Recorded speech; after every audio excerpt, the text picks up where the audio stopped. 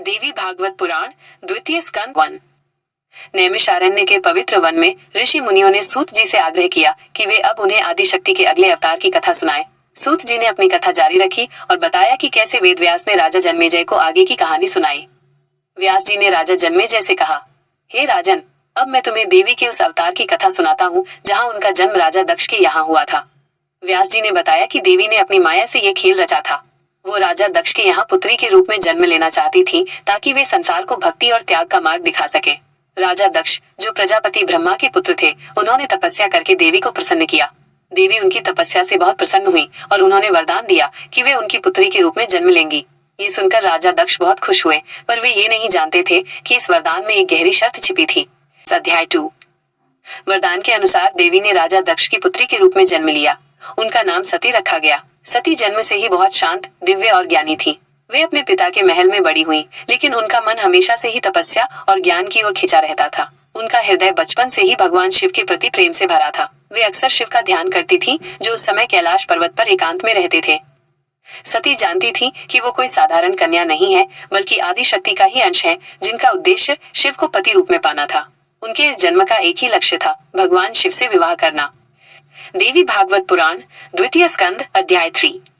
जब सती विवाह योग्य हुई तो उनके मन में केवल एक ही इच्छा थी, भगवान शिव से विवाह करना। उनके पिता दक्ष ने अपनी पुत्री के लिए एक योग्य राजकुमार ढूंढने का प्रयास किया, लेकिन सती का मन किसी और पर नहीं लगा। उनका प्रेम शिव के प्रति इतना गहरा था कि वे केवल उन्हीं के बारे में सोचती थी। सती ने अपने मन की बात अपने पिता को बताई, लेकिन राजा दक्ष ये सुनकर बहुत क्रोधित हुए। उन्हें भगवान शिव का रहन सहन, उनका भस्म लगाना और उनका एकांत जीवन पसंद नहीं था। उन्हें लगा कि शिव उनके कुल के सम्मान के योग्य नहीं है। उन्होंने अपनी पुत्री को शिव से विवाह करने से मना कर दिया, पर सती का निश्चय अटल था। और जब राजा दक्ष ने सती की बात नहीं मानी तो सती ने एक कठोर निर्णय लिया। वे अपने पिता के महल को छोड़कर जंगल में चली गईं और भगवान शिव को प्रसन्न करने के लिए घोर तपस्या शुरू कर दी। ये तपस्या कोई साधारण तपस्या नहीं थी। सती ने वर्षों तक केवल हवा और जल पर रहकर ध्यान किया। उनकी भक्ति की अग्नि इतनी प्रचंड थी कि स्वयं देवगण भी उनसे भयभीत हो गए। सती के तप से तीनों लोग कांप उठे। जब भगवान शिव ने सती की सच्ची भक्ति और उनके प्रेम को देखा तो वे बहुत प्रसन्न हुए। वे स्वयं सती के सामने प्रकट हुए और उनसे विवाह करने के लिए तैयार हो गए। सती की तपस्या और प्रेम की जीत हुई। अध्याय 5। भगवान शिव और देवी सती का विवाह हुआ। ये विवाह कोई साधारण घटना नहीं थी, बल्कि पूरे ब्रह्मांड के लिए एक उत्सव था। सभी देवता और ऋषि इस विवाह में शामिल हुए, पर राजा दक्ष ने इस विवाह को स्वीकार नहीं किया। अपने अहंकार और क्रोध के कारण उन्होंने शिव को अपमानित करना शुरू कर दिया। उन्होंने अपने दामाद को भिखारी और अयोग्य कहा, क्योंकि शिव का जीवन एक तपस्वी का था। दक्ष ने अपने दामाद और बेटी दोनों को अपने जीवन से अलग कर दिया। सती ने अपने पिता के अहंकार को देखा, पर वे भगवान शिव के प्रेम में लीन थी। उन्हें ये नहीं पता था कि उनके पिता का ये अहंकार एक दिन एक भयानक त्रासदी का कारण बनेगा। अध्याय 6। अपने अहंकार में डूबे हुए राजा दक्ष ने एक विशाल यज्ञ का आयोजन किया। इस यज्ञ में उन्होंने सभी देवी देवताओं, ऋषियों और मुनियों को निमंत्रण भेजा, लेकिन जानबूझकर अपनी पुत्री सती और अपने दामाद भगवान शिव को नहीं बुलाया। उनका उद्देश्य शिव को सार्वजनिक रूप से अपमानित करना था। जब सती को पता चला कि उनके पिता ने एक इतना बड़ा यज्ञ किया है और उन्हें और शिव को नहीं बुलाया है, तो उनका हृदय टूट गया। सभी देवगण यज्ञ में जा रहे थे, लेकिन सती को अपमान और पिता के अहंकार का एहसास हुआ। ये घटना उस भयानक अंत की शुरुआत थी जिसकी कोई कल्पना भी नहीं कर सकता था। 7। जब सती को पता चला कि उनके पिता दक्ष ने एक विशाल यज्ञ किया है और जानबूझकर उन्हें और भगवान शिव को निमंत्रण नहीं भेजा, तो उनका मन बहुत दुखी हुआ। उन्होंने अपने पति शिव से कहा, मेरे पिता ने भले ही हमें अपमानित किया है, लेकिन एक पुत्री होने के नाते मुझे अपने पिता के घर जाना चाहिए। भगवान शिव ने उन्हें बहुत समझाया। उन्होंने कहा, बिना बुलाए किसी के घर जाना ठीक नहीं है, खासकर वहां जहां तुम्हारा अपमान हो। लेकिन सती का हृदय अपने पिता और परिवार से मिलने के लिए बेचैन था। वे अपने पति की बात नहीं मान पाई और अपने मन की बात कहकर यज्ञ में जाने के लिए तैयार हो गईं। शिव ने सती के निश्चय को देखते हुए उन्हें जाने की अनुमति दे दी, लेकिन उनके मन में एक अनहोनी का डर था। अध्याय 8। सती अपने कुछ गणों के साथ अकेले ही दक्ष के यज्ञ स्थल पर पहुंच गईं। उन्होंने देखा कि सभी देवी देवता और ऋषि वहां मौजूद थे, लेकिन कोई भी उनका सम्मान नहीं कर रहा था। न तो किसी ने उनका स्वागत किया और न ही उन्हें बैठने के लिए स्थान दिया। उनके भाई बहनों ने भी उनसे दूरी बनाए रखी। सती ये सब देखकर बहुत आहत हुई, लेकिन जब उन्होंने अपने पिता दक्ष को देखा तो उन्होंने सोचा कि वो उनका स्वागत करेंगे। लेकिन दक्ष ने सती को देखकर उनका उपहास किया। उन्होंने भरी सभा में शिव का अपमान करना शुरू कर दिया। उन्होंने शिव को भिखारी और अयोग्य कहा। सती का हृदय पिता के इन शब्दों से टूट गया।